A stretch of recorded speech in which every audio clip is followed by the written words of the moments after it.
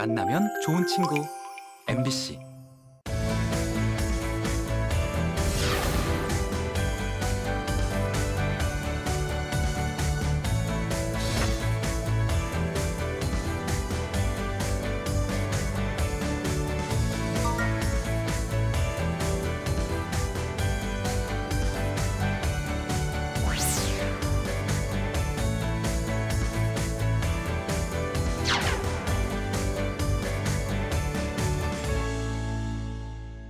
임플란트가 상실된 치아를 대체한다는 건 다들 아실 텐데요.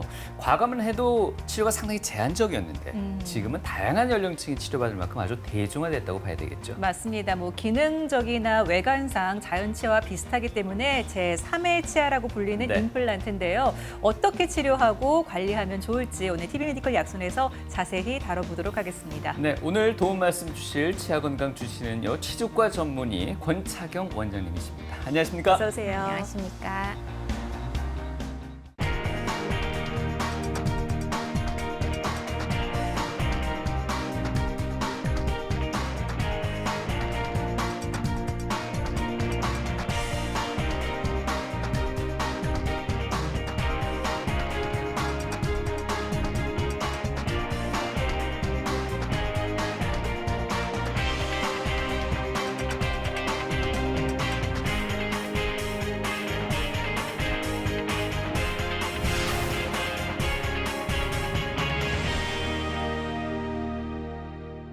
평생 자연 치아를 유지하는 게 가장 좋겠지만요. 어쩔 수 없이 발치를 해야 되거나 또 치아가 상실되는 경우가 발생할 수밖에 없을 텐데요. 원장님 대표적으로 어떤 케이스를 꼽을 수 있겠습니까?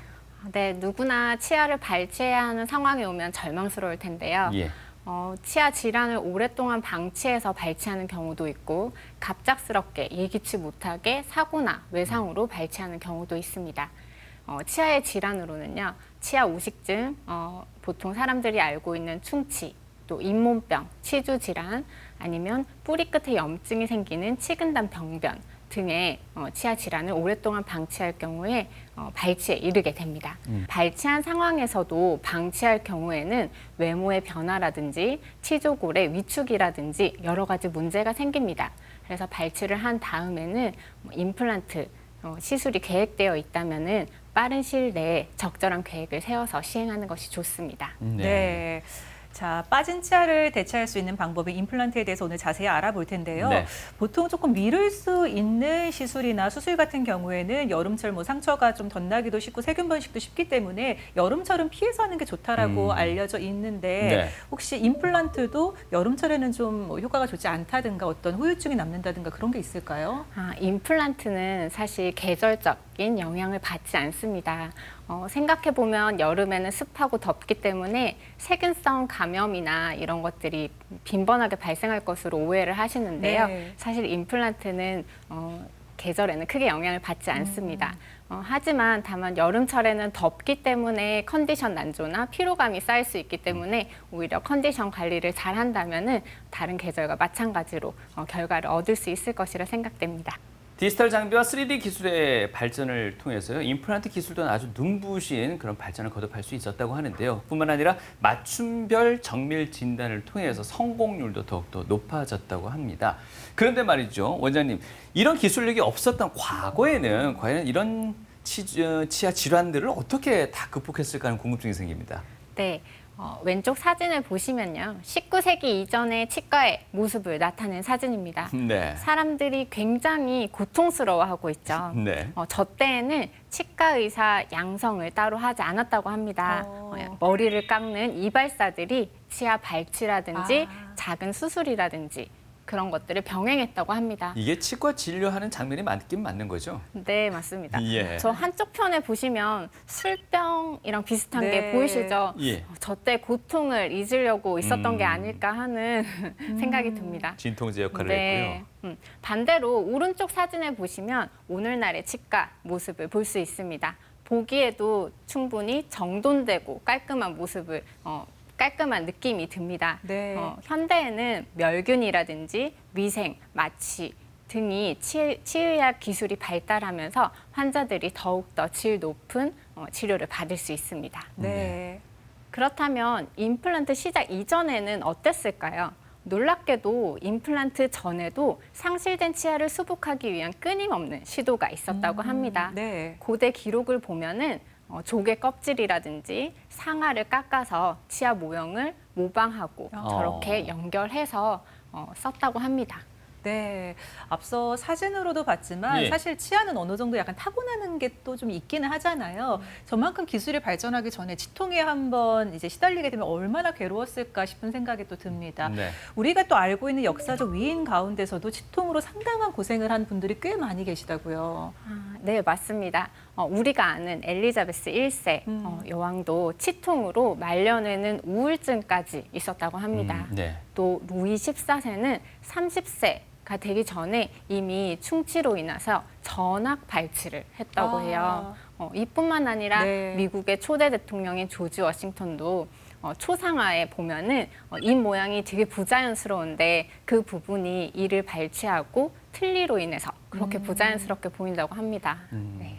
그런 세부적인 어떤 치료 기술도 기술이겠지만 사실 임플란트라는 게 치과 치료에 있어서 획기적인 어떤 변화를 이뤄낸 기술이 아닐까 싶은데요. 언제 어떤 식으로 시작이 됐을까요? 네, 여기 슬라이드를 보면서 설명드리겠습니다. 왼쪽에 저분은 스웨덴의 정형외과 의사입니다. 네. 놀랍게도 임플란트는 정형외과 의사로부터 시작이 되었는데요. 저분이 혈관이랑 뼈를 연구하는 도중에 티타늄으로 된 원통을 토끼의 뼈에 박았다고 합니다. 그런데 저 원통을 제거하려고 하다 보니까 원통이랑 뼈가 엉켜붙어서 통이 잘 제거가 되지 않았다고 해요. 예. 여기서 착안을 해서 임플란트를 개발하셨습니다. 그래서 이 모양이 현대 임플란트와 가장 유사한 그런 기술입니다. 우리나라에는 언제쯤 들어오게 됐나요? 우리나라에 도입한 지도 이미 30여 년이 지났습니다. 네. 30여 년이 지나다 보니까 우리나라 자체적인 임플란트 회사도 많이 생겨났고요. 또 더더욱 임플란트 기술이 발전하여서 컴퓨터로 먼저 식립하는 시뮬레이션을 해서 가이드를 제작하여 그대로 식립하는 기술이 발달하여서 수술도 훨씬 간결해지고 또 다른 쪽으로도 치아의 크라운이라든지 그런 것들이 더욱더 질이 높아져서 환자들은 더욱더 질 높은 임플란트를 받고 있습니다. 30여 년이라는 시간을 통해서 쌓인 경험이 지금 아주 안정적으로 우리 환자들에게 이런 또 행복을 전해줄 수 있는 시기가 된 것 같은데 지금부터는 이제 임플란트 시술 좀 더 구체적으로 알아보겠습니다. 좀 주목해서 봐주시기 바라겠고요. 수술 방법 알아보기에 앞서서 임플란트 구조부터 한번 또 살펴볼까요? 먼저 상단에 보철물이라고 보이는 치아 모형의 보형물이 있습니다. 그리고 아래쪽을 보시면 인공치근 치아의 뿌리에 해당하는 부분인 픽스처라 불리는 구조물이 있습니다. 이 부분이 치조골에 심어지는 부분입니다. 그리고 보철물과 인공치근을 연결하는 지대주, 어버트먼트라고 불리는 이 세 가지 구조로 크게 구성이 됩니다. 네. 자연치하고 임플란트를 혹자는 이렇게 비유합니다. 생화와 조화에 또 비유를 하더라고요. 이건 어떤 의미에서 이런 비유가 가능한지도 궁금하고요. 구조적으로 어떤 차이가 있을까요? 네, 제가 자료 보면서 설명드리겠습니다. 예. 왼쪽에 있는 사진은 자연치를 모식하고요. 오른쪽에 있는 사진은 임플란트를 모식한 사진입니다. 왼쪽에 있는 자연치 주변에는 혈관이 아주 풍부하게 분포되어 있습니다. 네. 오른쪽에는 자연치에 비해서는 듬성한 혈관이 분포되어 있습니다. 이것이 자연치아와 임플란트의 차이점 중에 하나입니다. 또 자연치아는 치조골과 자연치 사이에 저 분홍색으로 모식되어 있는 저 부분이 아주 중요한 치주인대라고 불리는 것이고요. 네. 네. 임플란트에는 치주인대가 없습니다. 이가 뽑히고 나면은 그 주위가 치조골로 가득 차고 그 위에 임플란트를 식립하기 때문에 임플란트는 치조골 위에 직접적으로 연결이 되어 있어서 치주인대가 없습니다. 예. 그래서 아까 말씀하신 것처럼 생화, 조화에 비유하는 것도 이 치주인대의 유무에 따라서 그런 말이 나오지 않았나 싶습니다. 예. 왜냐하면 치주인대가 없으면 네. 세균 방어를 할 수 없고요. 완충 작용을 할 수 없습니다. 이 말이 무슨 말이냐면 치주인대는 완충 작용을 합니다. 우리가 씹을 때 힘을 조절하는 역할을 하고요. 또 세균이 침입했을 때 뭐 치조골이 녹는다든지 염증이 생겼을 때 치주인대는 재생에 관여를 합니다. 하지만 임플란트는 치주인대가 없기 때문에 세균 방어나 완충 작용을 하지 못합니다. 그래서 저희가 조화의 비유를 하지 않을까 합니다. 예. 네. 그래도 조화라고 한다면은 생화는 시들지만 조화는 영원히 시들지 않을 수 있잖아요. 예. 네. 그런데 또 막 인대가 또 없다라고 하니까 이거를 잘못 관리하게 되면은 오히려 이게 더 관리하기가 힘들 수도 있겠다. 스스로 치유를 할 수가 없으니까 또 그런 네네. 걱정도 되네요. 네, 맞습니다. 그래서 임플란트는 합병증이나 후유증이 많기 때문에 관리가 더욱더 중요하게 됩니다.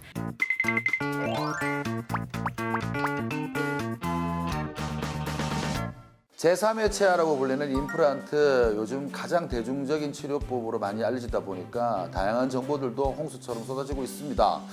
그래서 이번 질문이 있습니다를 통해서요, 임플란트에 대한 오해와 진실 한번 알아보도록 하겠습니다. 선생님, 우리 살면서 가장 큰 즐거움이 아무래도 먹는 거 아니겠습니까? 씹고 뜯고 맛보고 이 즐거움인데, 제가 인터넷을 한번 찾아봤습니다. 네. 찾아보니까요, 그게 맞는지 안 맞는지 몰라서 한번 여쭤보고 싶은데, 임플란트를 하면 고기 맛을 모른다, 알 수 없다 이러던데, 사실 맛은 혀, 네. 뭐 침샘을 넘어가면서 이렇게 맛을 아는 거지 치아랑 관계가 있나 그런 생각이 들더라고요. 네. 그 임플란트 맛, 고기 맛 진짜 관련 있습니까? 저희가 맛을 느끼는 기관은 말씀하신 대로 혀에 그렇죠. 아니면 구강 점막에서 조금 도움을 받는다든지 네. 그런데요. 임플란트는요, 자연 치아랑 다르게 치주인대라는 구조가 없습니다. 그렇다 보니까 우리가 씹을 때 힘을 조절한다든지 뭐 저장력이 셀 때 조절하는 능력이 조금 부족합니다. 그렇다 보니까 음식의 단단함이라든지 질김이라든지 그런 걸 느끼는 게 조금 부족할 수 있습니다. 그래서 어떤 환자분들은 임플란트가 고기 씹는 맛이 좀 덜하다라고 표현을 하는 것 같습니다. 그러군요. 그러니까 이게 치아라는 게 이렇게 뭘 씹으면 약간 밀려 들어가는 그런 네. 바운스라 그래야 될까요? 네. 그런 게 있는데 임플란트 그게 없으니까. 네. 그래도 고기 맛은 알겠죠? 네, 그렇죠. 이번에 궁금한 점은요. 네. 사실 그 우리 부모님들 같은 경우는 네. 자식 걱정이나 자식의 금전적인 걱정을 굉장히 많이 합니다. 네. 그러다 보니까 임플란트 하자 하고 계속 막 설득을 해도 네. 방치하는 경우가 네. 있어요. 그걸 만약에 너무 오랫동안 방치하게 되면은 임플란트를 할 수 없다, 네. 이런 이야기가 있더라고요. 네. 사실인가요? 네, 맞습니다. 왜냐하면 임플란트라는 것은 치조골에 식립하는 것입니다. 그래서 치조골이 없다면 임플란트를 식립하기가 힘듭니다.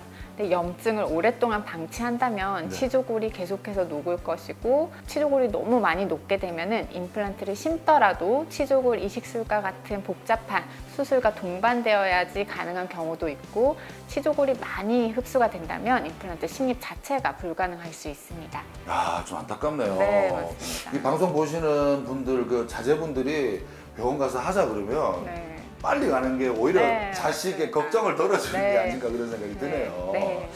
이번에 궁금한 점은요, 부모님들이 이런 이야기 많이 합니다. 이가 없으면 뭐 잇몸으로 살지 뭐, 이런 이야기를 많이 하는데요. 이런 이야기가 있어요. 이거 말이 안 될 것 같은데, 네. 치아의 개수가 적으면 네. 치매에 걸릴 확률이 높다. 네. 제가 여쭤보고도 좀 어이가 없는데, 네. 이건 말이 안 되죠? 아니요. 몇몇 논문에서는 실제로 저장 능력이 떨어지면은 기억력이나 학습 능력이 떨어진다고 발표한 논문이 있습니다. 그런 연구도 결과가 네, 있는 거군요. 네. 그래서 실제로 치매 확률도 통계적으로 증가했다고 합니다.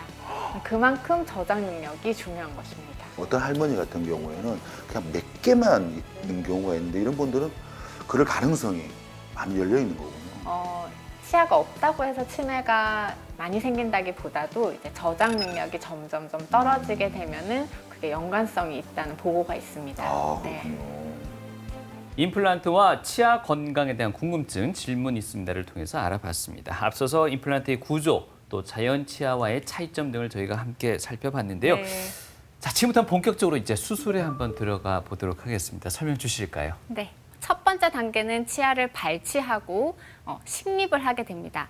소위 저희가 임플란트 수술이라고 부르는데요.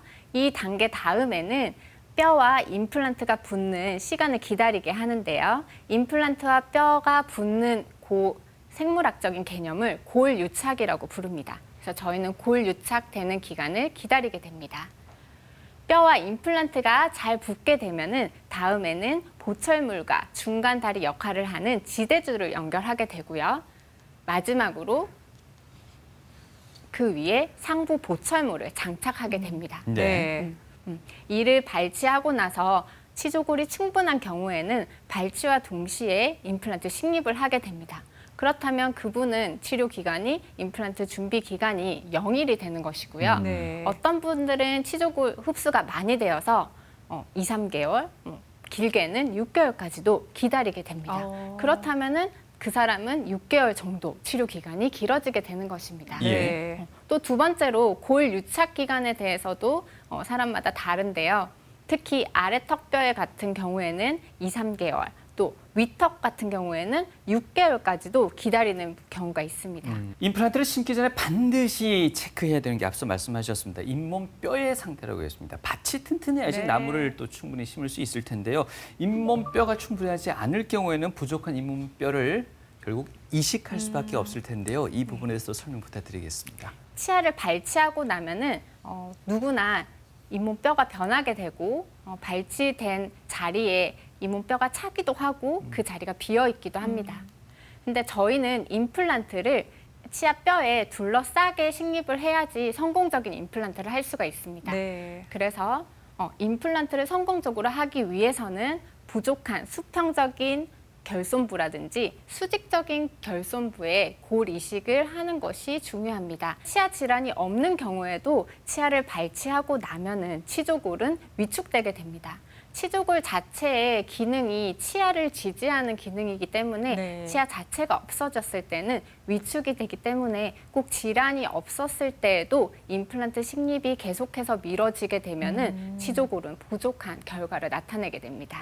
먼저 골 이식제도 여러 가지가 있는데요. 먼저 자가골, 자기 몸에서 채취하는 골입니다. 네. 자가골은 골 형성 능력이 아주 뛰어나고요. 자기의 뼈를 가져오기 때문에 감염의 위험도 낮습니다. 네. 그런데 어디선가 뼈를 채취해 와야 하기 때문에 네. 임플란트 수술 부위 외에 또 다른 수술을 필요로 하기 때문에 번거로운 점이 있습니다. 어디에서 채취해 오게 되나요? 채취하는 곳은 여러 가지가 있을 수 있는데요. 수술 부위에서 채취하기도 하고요. 하지만 보통은 거기서 부족하기 때문에 다른 턱뼈, 다른 부위의 턱뼈에서 가져오기도 하고요.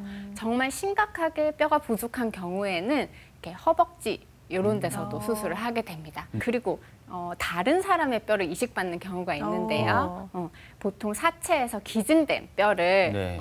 그런 가공 과정을 겪어서 뼈 이식제로 만들고 이식하는 경우가 있는데요. 아무래도 다른 사람의 뼈를 이용한다라는 그 생각에 거부감이 있을 수 있고요. 가격 또한 조금 비싼 편입니다. 네. 네. 자가골과 그리고 다른 사람의 뼈를 이식해오는 동종골. 예. 네. 그리고 그 다음은요. 그리고 또 소나 돼지의 뼈를 이용하는 동물의 뼈를 이용하는 이종골이 있습니다. 실제 네. 그런 사례가 있나요? 사례가 있고 말고 예. 최근에는 아주 흔하게 쓰이고 있습니다. 네. 왜냐하면 사람의 뼈보다 훨씬 구하기가 쉽고요. 네. 채취 범위가 넓기 때문에 굉장히 오랜 세월 동안 연구되고 발전되었기 때문에 감염의 위험도 많이 낮추고 논문에서도 아주 유용한 뼈로 이용되고 있기 때문에 최근에는 이종골도 아주 많이 사용하고 있습니다. 네. 마지막으로 무기 물질을 합성한 합성골이 있는데요. 이것은 어디에서 채취하는 것이 아니기 때문에 감염의 위험이 전혀 없다는 장점이 있는데요. 하지만 개발 과정 중에 있는 뼈이기 때문에 장단점이 있습니다. 그리고 아직도 여러 군데에서 훌륭한 합성골을 만들기 위해서 연구가 이루어지고 있습니다. 치조골 이식 수술이 필요한 경우는 치아 발치 후에 오랜 시간이 흘러서 잇몸뼈가 녹은 경우 또는 치주 질환으로 잇몸뼈가 녹은 경우 예전에는 임플란트가 없거나 아니면 예. 임플란트를 잘 식립하기 전에는 틀니나 브릿지를 사용하였는데요. 네. 틀니나 브릿지 사용으로 잇몸뼈가 많이 소실된 경우에 이 모든 경우에 임플란트 시술을 한다면 부족한 경우에는 뼈 이식을 해야 하고요. 혹은 치근단 절제술이라고 뿌리 끝에 염증이 생겼을 때 그 주위에 치조골이 녹게 되는데요. 네. 그런 경우에도 치조골 이식술이 필요하게 됩니다. 네. 치조골 이식 수술이 필요한 경우에 대해서도 짚어주셨는데 예. 직접 이 시술을 한 환자분들 사례를 보면 조금 이해가 빠를 것 같습니다. 네.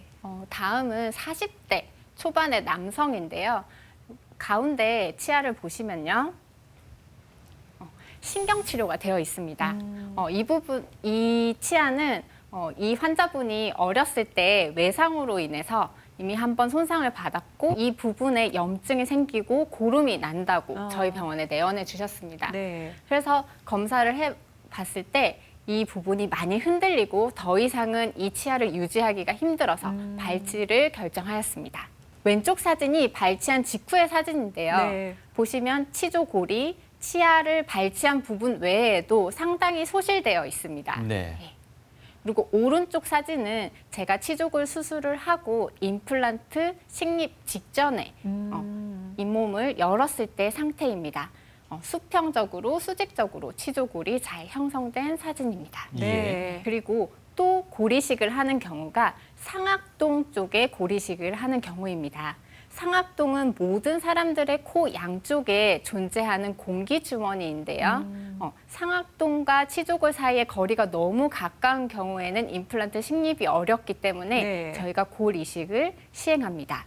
왼쪽이 수술 전의 사진이고요. 네. 오른쪽이 수술 후의 사진인데 네. 이 부분에 하얀색으로 보이는 부분이 뼈 이식을 한 사진입니다. 한 부분입니다. 네. 이 수술 전에는 까맣게 되어 있는 공기 주머니였지만 수술 후에는 하얀색의 뼈 이식제로 차여 있고 이분은 2개월에서 6개월 정도 기다린다면 이 이식한 뼈가 단단해져서 이 부분에 임플란트를 식립할 수 있게 됩니다. 그리고 또 다른 케이스를 보면 네. 70대 남성분인데요.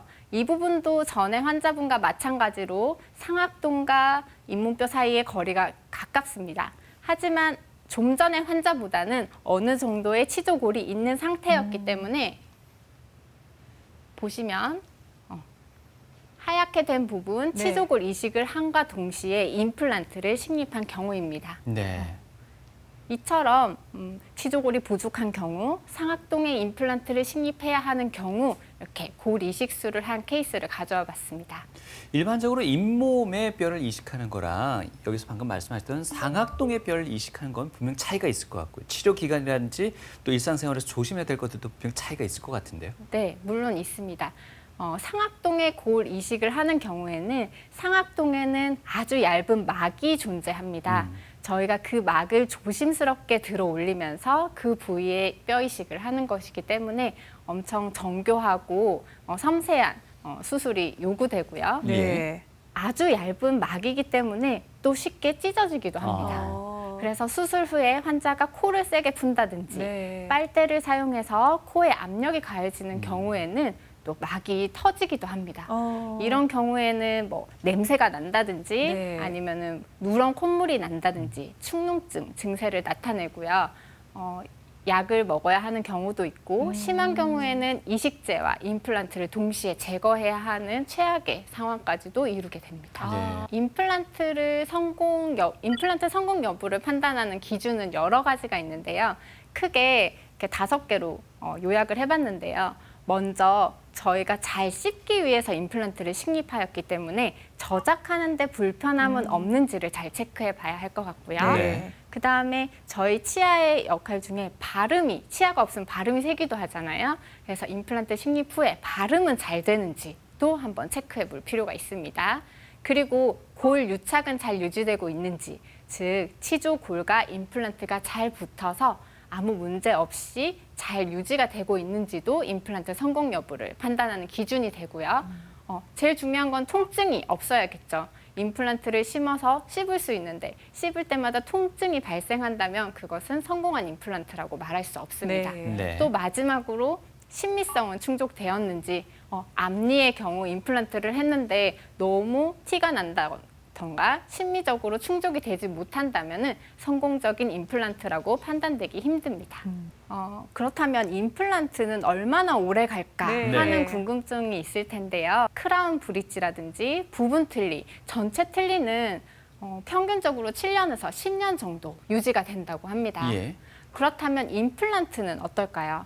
임플란트 생존율에 대한 연구 결과 네. 5년째 임플란트가 계속 유지되고 있는 경우는 97.2%, 10년까지 유지되고 있는 경우는 95.2%라고 합니다. 네. 그렇다면 100명 중에 5명을 제외한 99명은 임플란트를 잘 사용하고 있다는 것이기 때문에 이전의 치료와 비교를 했을 때 굉장한 생존율을 나타내고 있습니다. 네.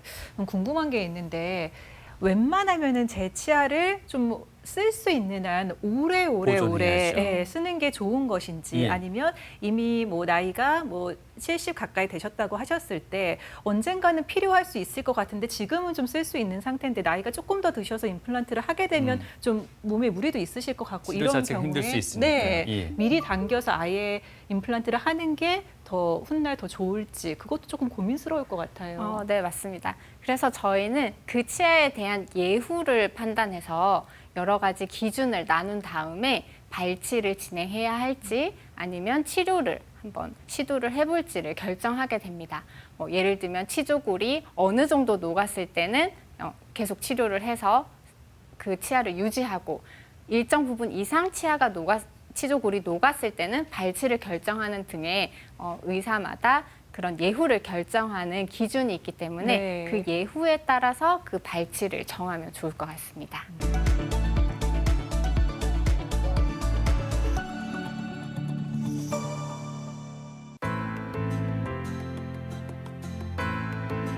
수술만큼이나 세심한 관리를 필요로 하는 임플란트.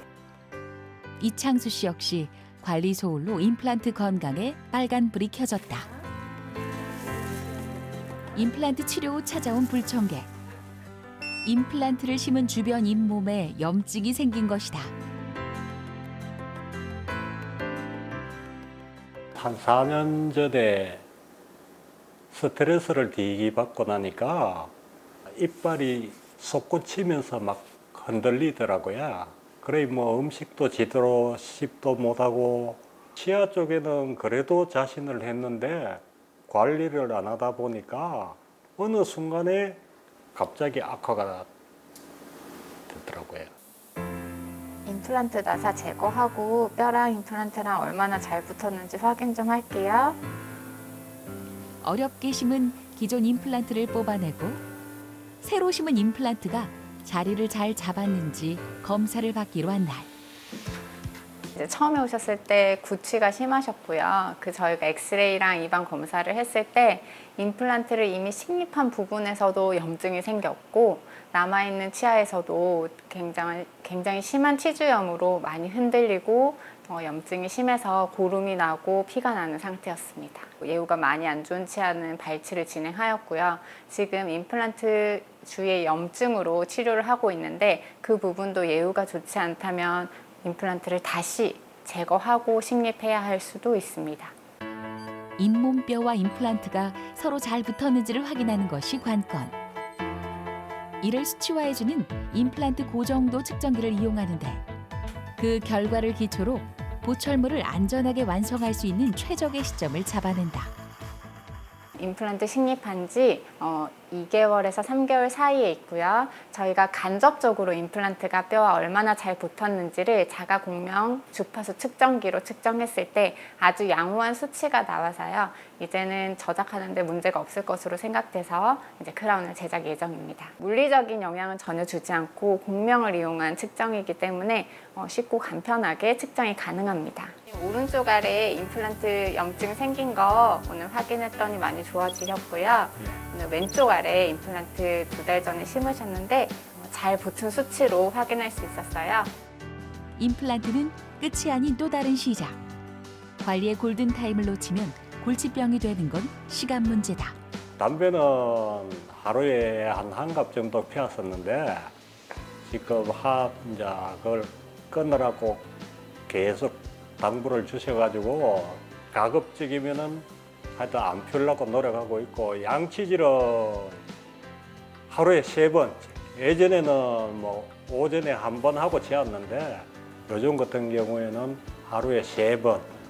그러고 이제 시간 칫솔 그것도 하고 정기적으로 원장님께서 말씀하시는 대로 가급적이면 꼭 그래 받으려고 생각하고 있습니다.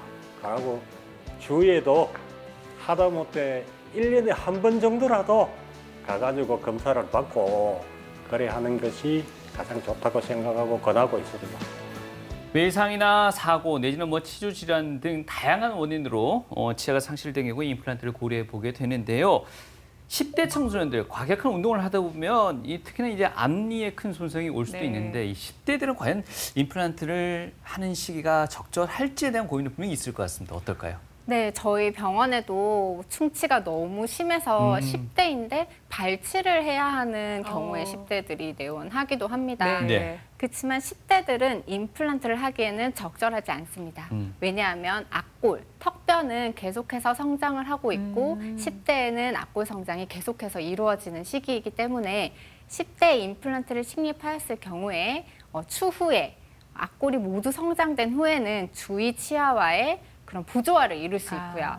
또 임플란트 식립한 부분의 앞골 성장이 방해되기도 하기 때문에 네. 아직 10대에는 임플란트를 심지 않는 것이 좋습니다. 네. 그렇다면은 특히나 앞니 같은 경우는 미관상 너무 큰 손실인데 이걸 어떻게 치료를 할 수 있을까요? 네, 앞니 같은 경우에 미관상도 문제지만 그 부분을 수복하지 않으면 치아가 기운다든지 치아 간격이 바뀐다든지 하는 문제점이 추가로 생길 수 있기 네. 때문에요. 저희가 브릿지 치료를 권합니다. 브릿지라는 것은 양쪽 치아를 깎아서 연결하여서 보철을 수복하는 방법인데요. 이 부분은 아무래도 빠진 치아 외에 멀쩡한 치아 두 가지를 깎아야 하기 때문에 네. 부담감이 좀 있기도 합니다. 예. 그래서 임플란트 치료 기간이 임박한 학생이거나 아니면은 곧 치료를 할 수 있는 경우에는 저희가 임시 보철물을 또 권유하기도 합니다. 네. 대략적으로 임플란트가 가능한 시기는 언제쯤으로 보십니까? 앞골이 다 성장을 완료한 시기로 보고요. 예. 특히 남성의 경우에는 여성보다 더 앞골이 오래 성장할 수 있기 때문에 만 25세 이후에 만 25세. 임플란트 식립을 권유하고 싶습니다. 알겠습니다. 준비해 오신 임플란트 사례 보면서 좀 설명 들어볼까요?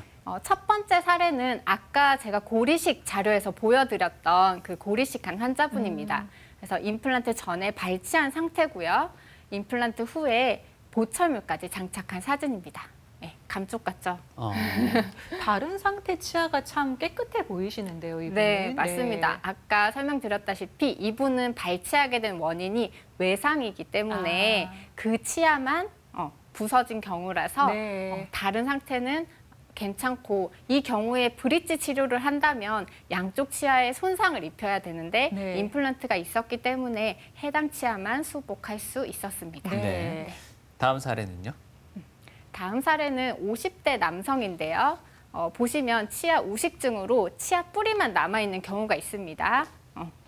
이 부분과 이 부분에 예. 치아 네. 뿌리가 남아있고요. 이 부분과 이 부분에 임플란트 시술을 이렇게 따로따로 하였고요. 저 오른쪽 아래쪽에도 치주 질환이 있었기 때문에 임플란트를 식립한 사진입니다. 네. 예. 또 다른 50대 남성을 보면 다수의 치아가 이렇게 빠졌고 그렇네요. 뿌리만 남아있고 한 상태입니다. 예. 그래서 이런 부분들은 어떤 부분들은 브릿지를 이용해서 즉 이 부분은 치아가 3개가 없는 부분인데 네. 2개의 임플란트만 식립을 하고 연결을 하기도 하였고요. 네. 뭐 다른 부분들은 각각의 개수에 맞는 임플란트를 식립하여서 수복을 하였고 이 부분은 앞니 쪽은 아직도 치료 중에 있는 환자분입니다. 그다음에 70대 여성분인데요. 처음에 내원하셨을 때 치아가 상당히 없는 상태였습니다. 그래서 이 부분은 이제 상악동 이식술과 함께 임플란트를 식립하였고요. 반대쪽도 임플란트 수복을 하였습니다. 마찬가지로 치아 3개가 없지만 2개를 식립해서 브릿지 치료를 하였고요. 네. 지금 상당히 만족하면서 씻고 있습니다. 네. 네. 이분도 50대 남성분인데 이분은 위에 치아가 없어서 틀니를 사용하고 계셨고요. 남아있는 치아가 너무 많이 흔들려서 틀니도 사용할 수 없는데 이번엔 틀니 말고 임플란트 원하신다고 하여서 네. 임플란트 치료를 했고 전악 임플란트를 치료해서 수복한 케이스입니다. 네. 이처럼 하나에서 뭐 다수의 치아, 윗니, 전체 아니면은 위아래 전체 등은 임플란트가 다양하게 이루어져 있고요. 옛날에 틀니를 쓰시던 분들은 임플란트 후에 훨씬 더 그런 편리함이 증가했기 때문에 틀니보다 만족도가 증가하고 있습니다. 네, 그러실 것 같습니다. 요즘은 워낙 많이들 하시는 수술이기는 하지만 그래도 수술을 하는 과정이 그렇게 막 간단한 것만 같지는 않습니다. 네. 하고 나셔서 정말 관리를 잘해야 앞서 말씀하신 것처럼 10년 가까이나 쓸 수 있는 걸 텐데요. 네. 관리를 잘하지 못했을 경우에 오는 합병증 같은 건 어떤 게 있을까요? 임플란트는 보통 오랫동안 고생을 하신 분들이 선택한 치료기 때문에 임플란트 합병증이 없어야지 그 치료에 대해서 만족도가 올라가게 됩니다. 그래서 합병증은 아주 치료보다 더욱 중요한 부분이기도 한데요. 예. 먼저 임플란트 이식체의 골 유착 실패를 볼 수 있습니다. 이 말을 쉽게 말씀드리면 뼈와 임플란트가 안 붙었다, 안 붙은 경우에 해당하는 경우에는 네. 골 유착 실패로 분류를 하고요. 네. 또 임플란트 주위염, 우리가 뭐 치주염이라든지 잇몸병이라든지 자연 치아에도 염증이 있듯이 임플란트에도 염증이 발생할 수 있습니다. 그래서 임플란트 주위염이 있고요. 임플란트 파절이 있습니다. 임플란트 자체가 파절되는 경우를 말하고요. 그다음에 보철물의 나사 풀림. 우리가 임플란트 뿌리와 보철물을 중간에 연결하는 나사가 있는데요. 네. 그 나사가 풀리는 경우에도 임플란트 합병증으로 분류하고요. 네. 또 상부 보철물의 파절도 임플란트 합병증이 될 수 있습니다. 다시 자세히 살펴보면 임플란트 합병증 중에서 우선 기계적인 합병증 보겠습니다. 네. 크라운의 마모 및 파절, 위에 상부 보철물에 해당하는 보철물이 마모가 되거나 파절된 경우가 있고요. 연결 나사가 풀리는 경우, 즉 가운데 있는 연결 나사가 풀리는 경우의 합병증이 있고요. 네.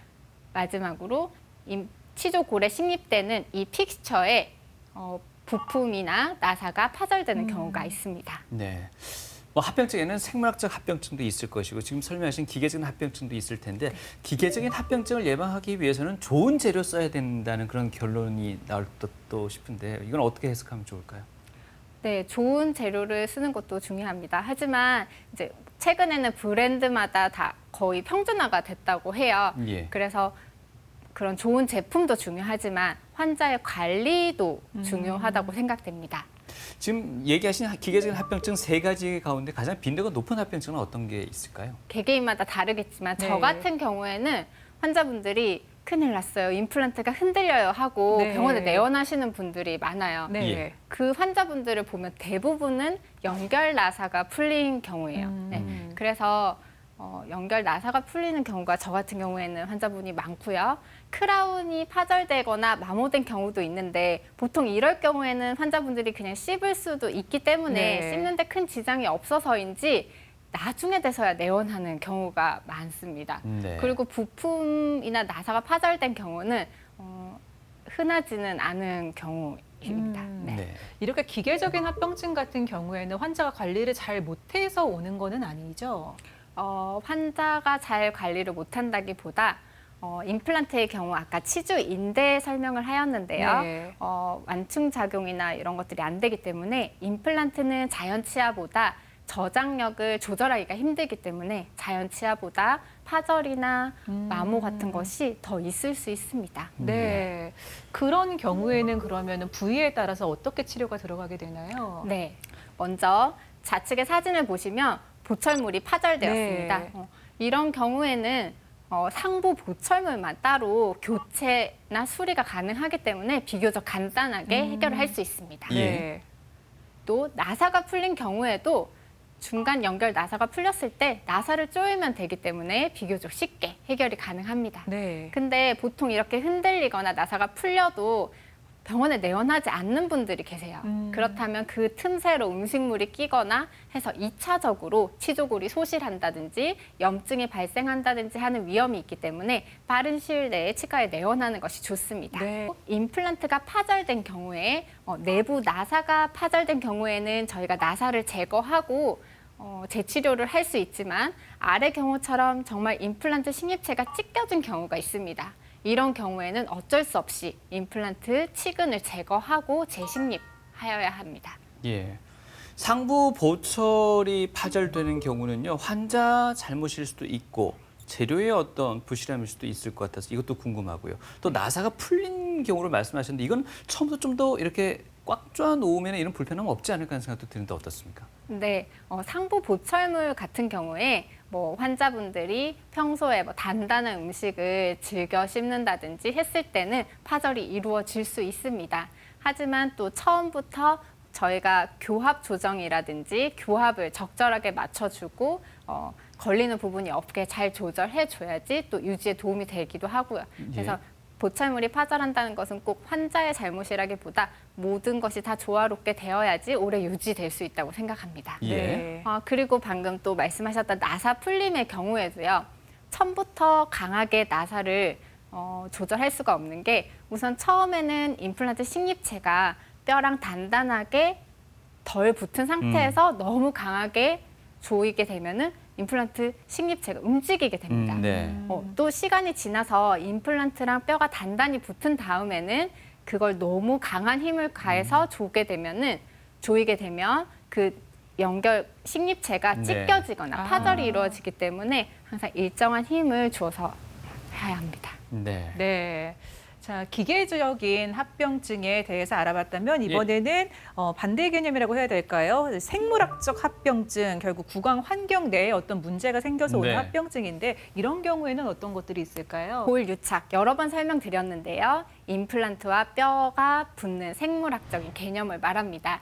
골 유착이 잘 이루어지지 않으면 뼈와 임플란트 사이에 저렇게 불구스름하게 연조직 같은 것들이 개입되게 되는데요. 네. 그러면 당연히 임플란트가 흔들리게 되고 염증이 생기게 되고 빠지게 됩니다.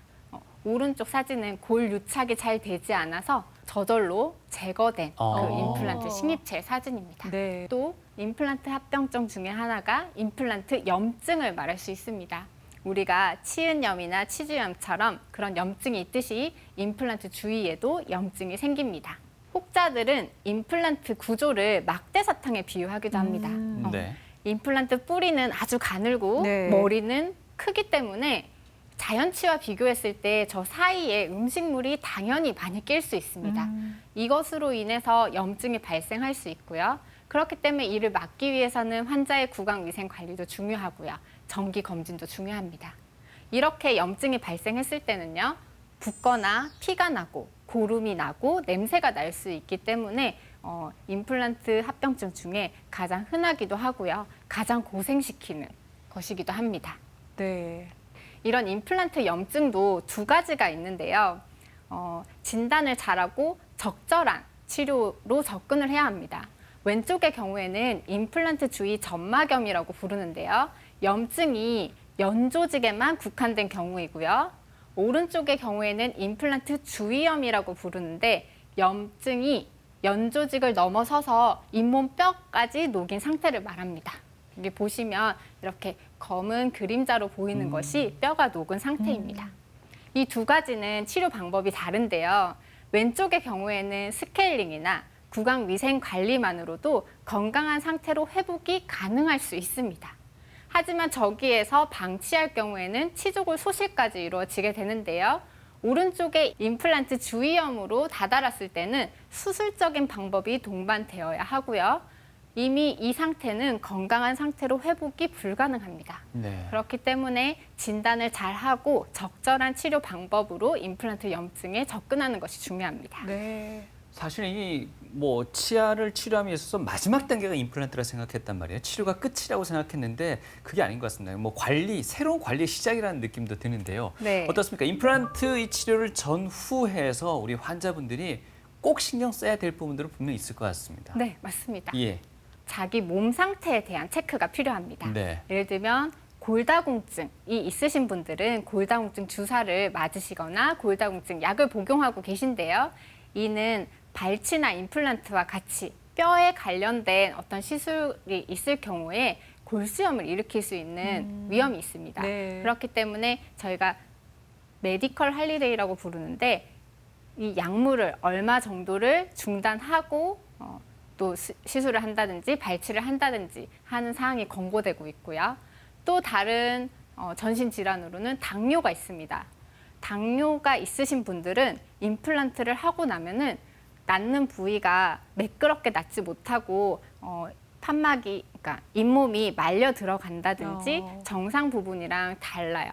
그래서 당뇨가 있으신 걸 모르셨던 분들도 잇몸 수술이나 임플란트 수술 후에 혹시 잘 낫지 않아서 한번 병원에 가보시는 게 어떻냐라고 했을 때 당뇨를 발견하시는 분도 적지 않게 있습니다. 네. 그리고 요즘에는 고혈압이 되게 많기 때문에 네. 혈전용해제를 드시는 분들이 많습니다. 이는 수술할 때 출혈의 위험이 있기 때문에 내과 의사랑 협진해서 중단 여부를 결정해야 합니다. 그리고 이러한 전신질환 체크 말고도 또 가장 중요한 게 임플란트 수술 전에는 오염 원인이 모두 없어져야 됩니다. 그러니까 꼭 임플란트 전에는 스케일링이라든지 치주 치료라든지 하는 오염의 원인이 되는 것을 모두 제거하고 네. 수술을 해야지 임플란트 예후가 좋습니다. 네. 임플란트 후의 관리도 중요한데요. 임플란트 후 식사도 중요합니다. 뜨겁고 너무 자극적인 음식은 피하고요. 유동식으로 드시는 게 좋고 네. 술은 자제하시는 게 좋겠죠. 또 임플란트 후에 금연이 아주 중요합니다. 사실 임플란트 후뿐만 아니라 치조 골이나 치아에는 흡연이 아주 안 좋은 영향을 끼치기 때문에 임플란트 후라고 해서 중요한 건 아니지만 특히나 임플란트 수술 후에는 금연을 해주는 것이 좋습니다. 네. 그리고 마지막으로 제일 중요한 부분인데요. 임플란트 후에 임플란트 주위를 잘 관리해 주는 게 중요한데요. 치간 칫솔을 사용한다든지 임플란트 전용 치실을 사용한다든지 스케일링, 정기 검진을 놓치지 않아야 합니다. 제가 임플란트 전용 치실을 한번 가져와 봤는데요. 보통 치실이랑 다르게 가운데 부분이 약간 도톰하게 되어 있어요. 그래서 임플란트 사이에 음식물을 쉽게 제거할 수 있기 때문에 이런 도구를 사용한다면 더욱더 오래 임플란트를 건강하게 사용할 수 있을 거라 생각됩니다. 네. 흡연을 하시는 분들은 잇몸에 혈관이 아주 쪼그라들어 있는 상태입니다. 혈관이 수축되어 있기 때문에 흡연자들은 피가 잘 나지 않습니다. 얼핏 들으면 피가 잘 나지 않기 때문에 좋은 게 아닐까라고 생각이 들 수 있는데요. 피가 잘 나지 않기 때문에 문제가 있어도 늦게 발견하는 것이 대부분입니다. 그렇기 때문에 늦게 발견했을 때는 임플란트가 염증 같은 것들이 치료하는 상태가 아니라 제거하는 상태까지 이를 수 있기 때문에 흡연은 하지 않는 것이 좋습니다.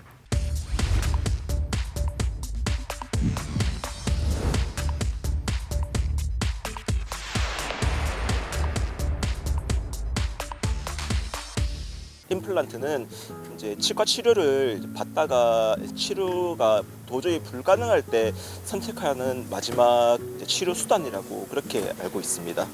금리보다 수명이 길다고 들었습니다. 임플란트를 해보니까 아픈 게 덜 하더라고요. 네, 자연 치아와 기능이 별 다르지 않다고 들었습니다. 요즘은 임플란트를 부모님한테 효도 선물로 많이 하더라고요. 양치질 외에도 이제 치간 칫솔을 쓰기도 하고요. 그거 외에도 집에서 이제 물 수압으로 이제 치아를 청소해주는 그런 기계도 같이 쓰고 있습니다. 가글에 물 태워가지고 입안을 자주 헹굽니다. 치아 건강을 위해서 6개월 한 번씩 치과에 갑니다. 이를 꽉 깨물지 않거나 이제 턱을 괴지 않으려고 노력하고 있어요. 선생님, 유산균이 장 건강뿐만 아니라 구강 건강에도 도움을 준다고 하는데 그게 사실인가요? 네, 맞습니다. 저희가 치아 우식증이라든지 치주 질환을 일으키는 구강 내 세균들이 존재합니다. 그렇군요. 저희가 만성 변비나 설사가 있을 때 유산균을 섭취하고 장내 세균의 유익균이랑 유해균의 수를 조절하듯이 네. 구강 내 미생물의 유산균을 통해서 구강 내 미생물의 수를 이렇게 조절할 수 있다면 반드시 도움이 될 것입니다. 하지만 가장 중요한 것은 본인의 구강 위생 관리와 정기 검진으로 치과 의사와 상의하는 것이 제일 중요할 것 같습니다. 구강 건강에 유산균이 도움이 된다고 뭐 그것만 믿어서는 안 된다. 네. 그렇군요. 이번에는요 임플란트에 관한 시청자의 사연들을 한번 모아보았습니다. 선생님, 30대 직장 남성의 사연입니다. 네. 이분이 임플란트 시술을 받았다고 합니다. 네. 근데 이분이요 흡연을 하시는 거예요. 네. 시술 후에 그 의사 선생님이 담배 태우시면 안 됩니다. 네. 피우시면 절대 안 됩니다라고 했는데도 도저히 참을 수가 없어서 네. 니코틴 껌 있지 않습니까? 아, 네. 그걸 씹고 있다고 하는데 괜찮은지. 흡연은 네. 아시다시피 그 혈류를 방해하기 때문에 임플란트에 굉장히 안 좋은 영향을 끼칩니다. 근데 니코틴 껌도 니코틴을 함유하고 있기 때문에 네. 부정적인 영향을 끼칠 뿐더러 사실 껌이라는 식품 자체가 임플란트 후에 피해야 할 식품 중에 하나이기 아, 때문에 그래요? 예, 피하는 게 좋을 것 같습니다. 껌도 씹으면 안 돼요? 껌을 씹지 않는 것이 좋습니다. 껌은 이제 잘 붓기도 하고 네. 또 이렇게 힘이 네네. 좀 가해지기도 하니까. 네, 그렇군요. 네. 아, 이번 사연은 20대 대학생의 사연입니다. 어릴 적에요. 넘어졌다고 합니다. 그래서 앞니에 금이 가고 색깔도 변했다고 하네요. 변색이 되면서 성인이 되고 나니까 앞니 쪽은 뼈 공간이 좁아서 네. 임플란트가 힘들다라는 이야기가 나왔다고 네. 해요. 이분 어떤 치료가 필요할까요? 우선 그 치아에 변색된 치아를 살릴 수 있는지부터 검사를 해야 될 것 같고요. 못 살려서 뽑아야 한다면 네. 이제 임플란트 식립을 알아봐야 하는데요. 단순히 치조골이 좁다고 해서 치조골이 없다고 해서 불가능한 것은 아니고요. 다행이네요. 네, 3차원적 분석을 통해서 네. 가능한지를 우선 진단을 해봐야 합니다. 근데 또 부족하다면, 그래서 불가능하다면 네. 어쩔 수 없이 이제 양옆에 치아를 삭제해서 브릿지 치료를 고려해 볼 수 있습니다. 아, 일단 내원해서 의사 선생님과 상의해보는 게 가장 큰 네, 도움이 맞습니다. 되겠군요. 네. TV 메디컬 랩선 오늘 이 시간 임플란트 수술 과정부터 치료와 그 후 관리까지 자세히 알아봤습니다. 원장님 끝으로 당부하고 싶으신 말씀이 있다면 어떤 말씀 주시겠습니까? 네, 치아를 발치하고 임플란트 시술까지는 대부분의 환자들이 오랫동안 고생을 하셨을 것입니다. 하지만 임플란트는 끝이 아니라 또 다른 시작입니다. 임플란트 관리를 소홀히 할 경우에는 또 다른 고생의 길이 시작될 수 있으니까요. 평소에 관리를 소홀히 하지 않고 정기 검진을 빠뜨리지 않으면 뿌리부터 건강한 임플란트를 유지하실 수 있을 것입니다. 네. 우리나라 평균 기대 수명이 83.6세라고 합니다. 네. 영구치가 완성되는 시기를 한 12살 정도로 본다면 무려 70년 가까이 내 치아를 사용해야 되는 거죠. 네. 오복 중에 하나라고 하는 이 치아 건강이 전제되지 않으면요. 늘어진 수명도 결코 축복일 맞아요. 수가 없을 것 같습니다. 적극적인 치아 치료 예방을 통해서 오래도록 씹고 뜯고 맛보는 그 축복 누리시기 바랍니다. 네, 치료만큼이나 관리가 참 중요한 임플란트에 대해서 유익한 정보 전해주셨습니다. 네. 치주과 전문의 권차경 원장님과 함께했습니다. 말씀 감사합니다. 네, 감사합니다.